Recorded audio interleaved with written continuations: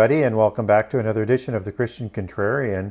I'm Gary Wayne, author of the Genesis 6 Conspiracy, and this is episode 50, the Nephilim Wars, part 5, the Central Campaign.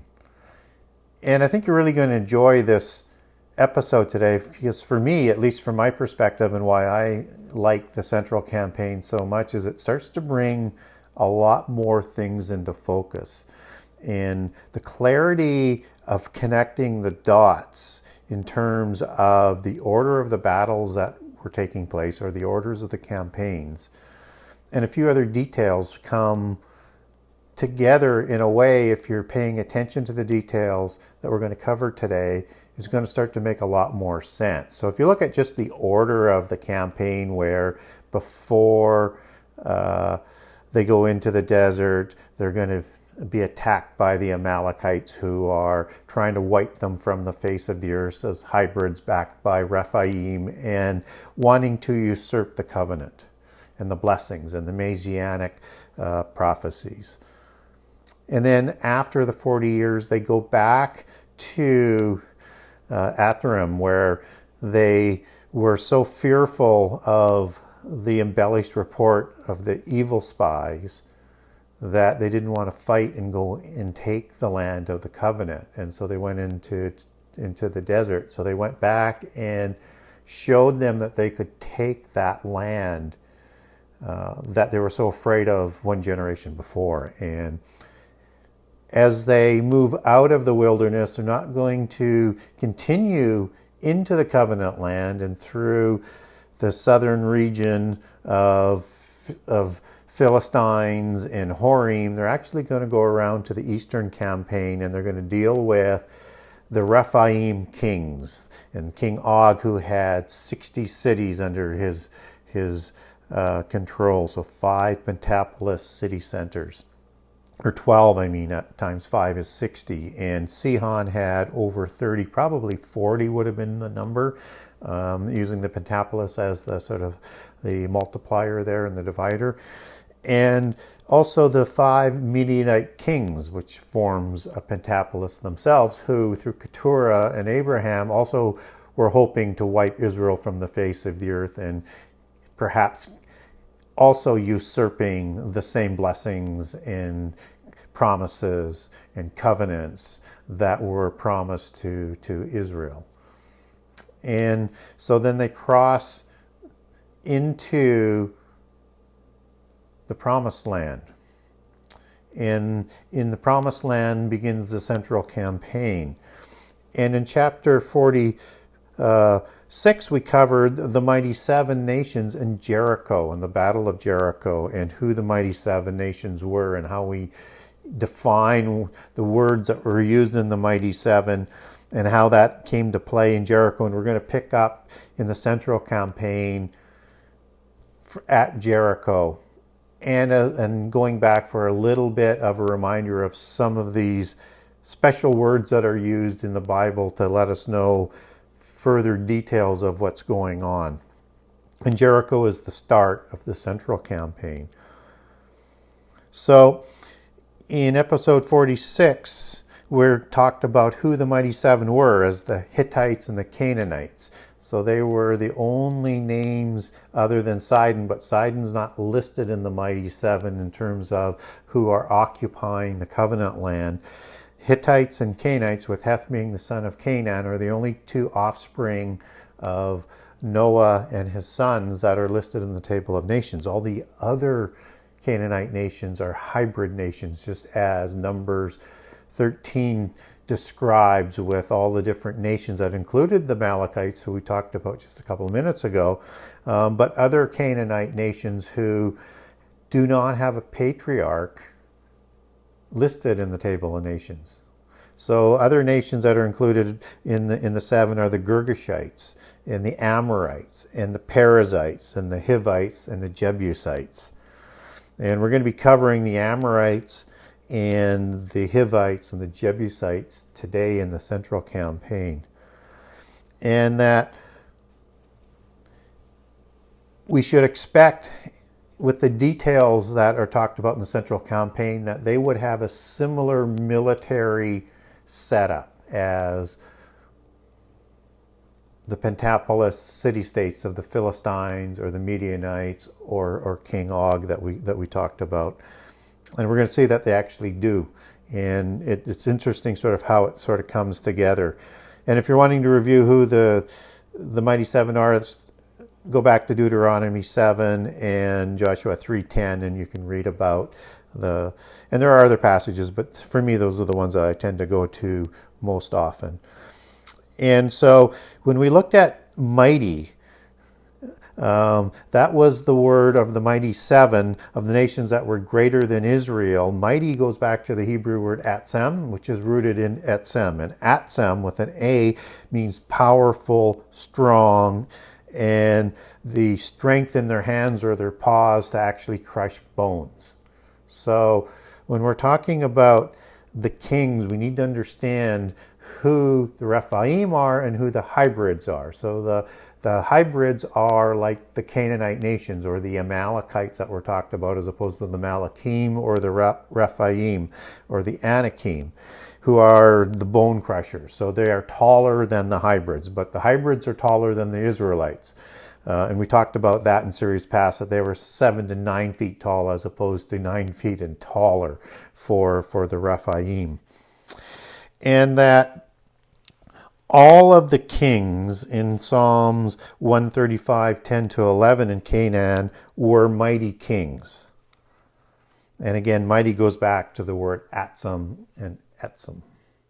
And these are the mighty kings in the time of the conquest that Psalm 135, 10 is talking about. And then the mighty seven, the nations that are greater than, I'll just back up just a little bit. So these mighty kings were like Og and Sihon. And so you have Og, Sihon, and the Canaanite kings. So we should look for a relationship in terms of those kings. And the nations that were greater, that's the Hebrew word rab, and it means in size and in numbers and in leadership. So both in terms of the physical size of the leadership and the numerous kings and city-state kings that were amongst the mighty seven. So they greatly outnumbered the Israelites. And in Psalm 136, 17 to 20, these great kings are the famous kings like Og and Sihon, and again talking about the Canaanite kings as well. And that greater in the mighty seven in Deuteronomy 7, Joshua 3 that we talked about goes back to the Hebrew word gadol, and which is rooted in gadal, and it means great man, long of age, large and tall and proud. And gadal means proud, boasters, hubris, so they overreach with their power and did great feats. And these kings were also famous kings. They were the ones that had a mighty, glorious reputation and were very powerful kings. And that's the Hebrew word adir. So these are like the men of renown in Genesis 6:4. Not quite the same, but similar. These are the Rephaim and not the Nephilim. The Rephaim are the post-Diluvian kings. And so we start to put together the list of the leadership, because when we look at that greater Rab number, it's about the leadership. And these are the leadership of the Rephaim kings that are overseeing the hybrid nations and the city-states throughout the land of the covenant. So you have this mix of Rephaim kings and warriors, and then you have all of the hybrids who married into the Rephaim and created a larger race that were taller than the Israelites, but not as tall as the giants, the Rephaim. And so in the central campaign, Israel crosses into the dragon's den of giants and hybrids. And they camp at Gilgal. And Gilgal is just west of the Jordan River and east of Jericho. And Gilgal means wheel and is part of a series of ancient polytheist worship sites with Gilgal Raphaim, which the Israelites just came from the Bashan area after defeating Sihon and Og.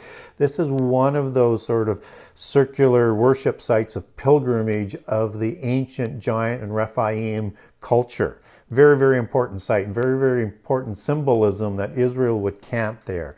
And so not only do we get an order of who and why Israel was attacking before the Central Campaign with taking out covenant members, settling old scores, and showing all of the Rephaim and the hybrids in the covenant land what happens to the most powerful of the Rephaim kings, Og and Sihon, with their defeats.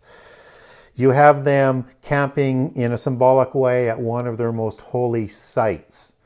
And it gives them access throughout the mountains so that they're going to be able to tactically take on the central and southern tribes from Gilgal and then go up north and take on the northern tribes. So tactically, Joshua is leading an extraordinarily detailed, strategic, filled with tactical maneuvers and battles to take on this dragon's den of giants, beginning with Jericho, as we talked about.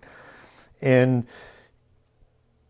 in Joshua 6:2, in Jericho, this was the first city of the campaign, and the kings and the warriors that were talked about hiding within the walls of Jericho. And I think this is a royal city, and it's a royal city of the Amorites. You can see how that fits in as we continue today. But in Joshua 6:2, it says, the kings and the warriors were mighty men. And again, that's the word Gibborim, the mighty ones, the same word that is used to describe the Nephilim in Genesis 6:4, the men of fame, the men of renown, the mighty ones of old. And they're described in a similar manner with also the word men of great valor, which means strength and might. And so we know that Jericho, which is a famous antediluvian city that we would have covered off in episode 46, it was a symbolic city sending a statement to it. And I think it was the royal city of the Amorites. So we do know it is an Amorite city. And the second city is an Amorite city that the Israelites and Joshua attacked, the city of Ai. And it's the second city of Amorites that also contains Canaanites living amongst the Amorites, and just as Jericho also had Canaanites. So they're kind of intermixed, but these were not considered the pentapolis of Canaanite cities that are in the Sodom and Gomorrah region and talked about in Genesis 14 in the war of 4 kings against 5. These are other Canaanites, and this is part of the Amorite sort of leadership of the Central Alliance. And so you're going to see in the wording, Amorites almost used interchangeably with the Hivites and the Jebusites in the central, and just sort of edging in onto the southern aspect of the covenant land. And so don't look at the use of Amorites as being inaccurate. They were the lead player in terms of central and parts of southern land of the covenant, just as Numbers 13 talks about and lists them out.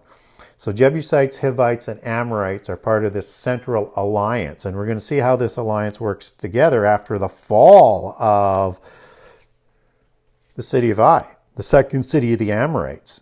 And in Joshua 9, 1 and 2, it talks about after Ai, all of the mighty seven of the covenant, they start to bind into this alliance to stand against Israel because of the absolute awesome power that God is delivering up to Israel and slaughtering of Jericho and the kings and Ai and what happened east of the Jordan River.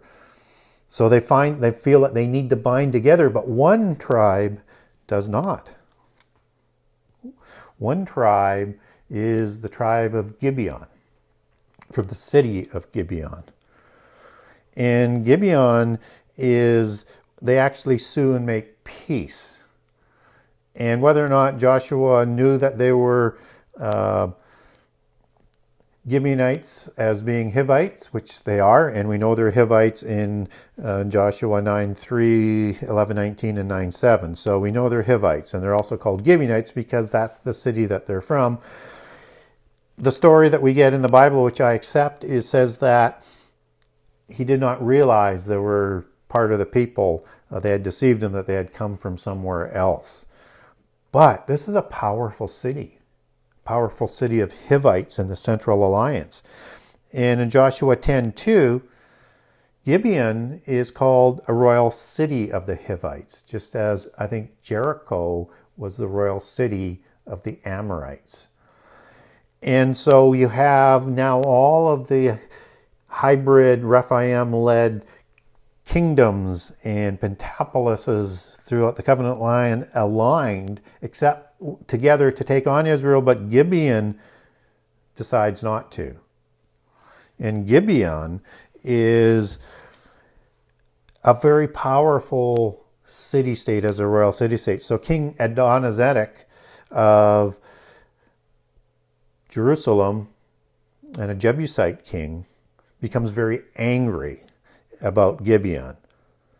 And he's fearful because of all of the powerful warriors that are in Gibeon. Because Gibeon is filled, in this account in Joshua 10, with mighty men. These are Rephaim. These are Gibborim, as mighty men go back to. A term often used to describe giants. Not always, but in the application, this seems to be talking about the Rephaim and the powerful king that would have been leading them. And they didn't want Gibeon to be allied with Israel.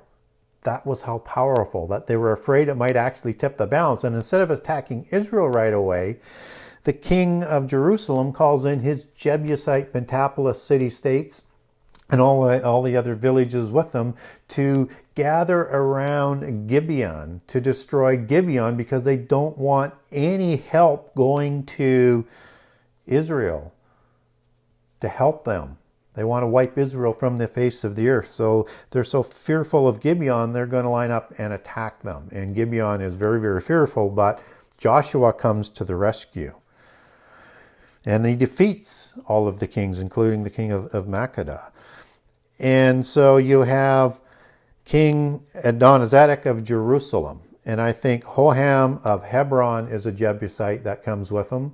And Piram of Yarmuth, and Yaphia of Lachish, and Debir of Eglon. So you have the 5 kings of the Jebusite pentapolis that are gathering against Gibeon. And Hebron, as you recall, is the home of the Talmai, Sheshai, and Hahiman, Anakim kings, talked about not only in Numbers 13:33, but also in the time of the Judges, and as when we come back to the Southern Campaign in a few episodes down the road, we'll cover off them some more.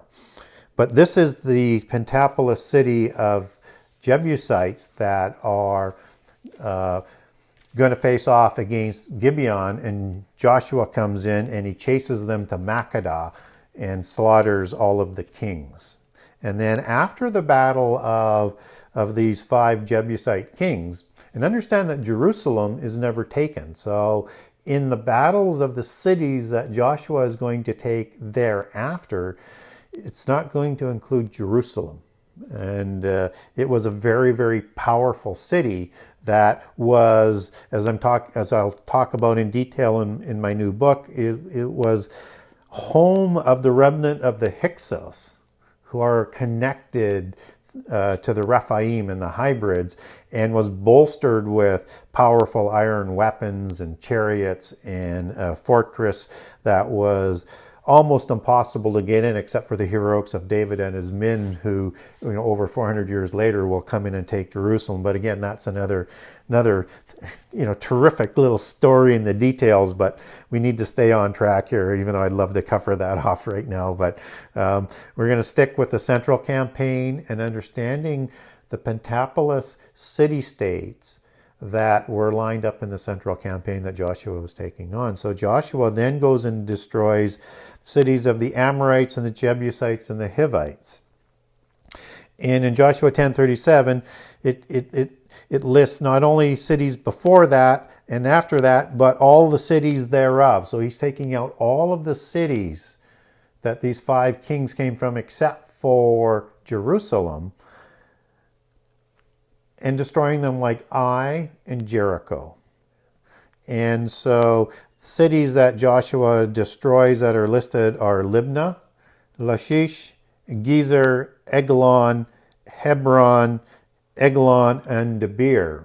And don't get confused with Debir as a city here as with Debir as the king of Eglon. Typically what happens, and again, as I cover off in my new book, I'll make those connections in detail for you and show you in many applications, that not only were there patronymic names to the kings, they were also named after cities or a patrial based. And so they were kind of used more than once as for a place and for a king, and connected to their history and their genealogies and bloodlines. So Debir is both a king of Eglon here and also a city, because it's listed as one of those cities. But also when you look at the cities that Joshua is destroying as he's going through, and all the other cities that are attached to these Pentapolis city centers, because there were a web network of military defensive and offensive capabilities that were enacted by the hybrid nations backed by the Rephaim. But you have Libnah, Gezer, and Debir that are listed that aren't listed amongst the 5 kings of the Jebusites. And what's interesting in Joshua 10, right at the beginning, it talks about the Amorite kings, and it goes on to the Jebusite kings. And I think it's talking about both here. So you have the 5 Pentapolis city-states of Jericho, and you also have the Pentapolis city-states of Jerusalem. So don't get confused with the Amorites and the king of Jerusalem, who would have been a Jebusite, even though they were closely related. They were part of the alliance with the Amorites as the most dominant player. And so the 3 cities, Libnah, Gezer, and Debir, are actually Amorite cities. So now if we rebuild the major Pentapolis cities, or perhaps even the royal cities with other cities attached to them in their defensive alignment, you have the Amorites, you have Jericho, Ai, Debir, Gezer, and Libnah. Just like the Midianites had 5 kings, just like there's the 5 king Pentapolis states of the Philistines. And then you also have the 5 Pentapolis cities that we talked about in terms of the Jebusites: Jerusalem, Hebron, which you could also argue was heavily infiltrated with Anakim, Yarmouth, Lachish, and Eglon. And the Hivites had 5 cities as well. And so the Hivites in the central region would have had Gibeon as the royal city, as we talked about. And then you're going to have Kephra and Beeroth, Kiriath Jearim. But that's only 4 that are listed. So we have to dig a little bit deeper. So who would be the 5th if the consistency to the Pentapolis military strategy of the Rephaim and their hybrids continued, then we would expect there should be 5 cities in there. So if we go to Genesis 34:30 to 32, you get the account of Dinah and Hamor at Shechem. And again, that's another interesting story as to what's going on with the nature of who the Hivim are as Rephaim and the Hivites as the hybrids. But this is the Prince Hamor of Shechem city, and many historians think Shechem was one of the royal cities. But we also know that Shechem was a Hivite city. So that would be the 5th city of the Hivites in the central region. Okay, so we have in this central alliance, just as there's a southern alliance of nations, and just as there's a northern alliance of nations, and just as there was an eastern alliance of nations with Sihon, Og in the Bashan region, and the Midianites a little bit further south. You will have this central alliance that Joshua took on. So he's taking them on in that sort of natural alliance kind of nature, one at a time in those alliances. So it's important to understand his tactics and his strategy and the order. And a lot of people might say, but Hivites were more than just in the central region. Correct. And again, in my book, I'll cover the difference between the Hivim and the Hivites. I also have a document on the Central Campaign if people want to get a hold of me on this that I can send to you. But they're sort of, the Hivites are in the central region, but there's possibly two other regions where most of them are centered around. So whether or not there's three or there's five, I think there's three major areas. And in the north, you're going to find the Hivites in the Bashan region, which was probably mostly the Rephaim. Also understand the Amorites were led by King Og and Sihon, so there was Amorite hybrids in Bashan as well. But also in Bashan you have the Hivim, and probably some Hivite hybrids as well. And they're located in Bashan of the Mitzpah region, and also in Hamath. And so and that is from Baal Hermon in Lebanon to Hamath. So you got those two regions. You got Mitzpah and Baal Hermon to Hamath in the Lebanon region. So that kind of makes sense of what is being talked about in 2 Samuel 24:7, where you have the cities that are the remnant of the Amorites in the region of Tyre. And again, that's not inaccurate. Understand that the Hivites were part of, as the hybrids were part of the Amorite alliance out of the central region, but they had pockets that were located elsewhere, just as the Girgashites have pockets that are located in a couple areas, and just as you have the Hittites that were located down and around Hebron in time of Abraham, and also the northern region. And just as in the Shechem story that we know is of the time of Prince Hamer and early in the lives of the tribes of Israel with just the sons and Jacob, in the story with Dinah, you have Jacob being concerned that Levi and Judah have upset sort of the political landscape there, that included the Perizim, or the Perizzites, probably, and again in my book I'll talk about the Perizim in detail, that were located in that region as well, which is why they're part of the Mighty Seven, but they're also part of the Og Alliance as part of the unwalled unwalled villages, as opposed to the walled villages within the covenant land, part of that military tactical approach for both offense and defense that the Rephaim and the hybrids had. So you have those connections, which are very, very important to understand, and try and sometimes it's a little bit difficult to keep them separate and trying to figure out where they lived. So understand they had main areas, but they also had some pockets. A lot of the nations had pockets of settlements elsewhere throughout the covenant land on both sides of the Jordan River. And then after the battle with the Central Alliance, Joshua goes back to Gilgal, because that is going to go up that vine, that sort of I'm looking for the right word. It's almost like the spine, or that goes up through the mountains that he can get to the north and the south and the east and the west. And he camps at Gilgal again.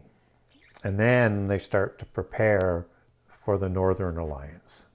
And again, the Northern Alliance is this significant alliance that's even bigger than the Central Alliance.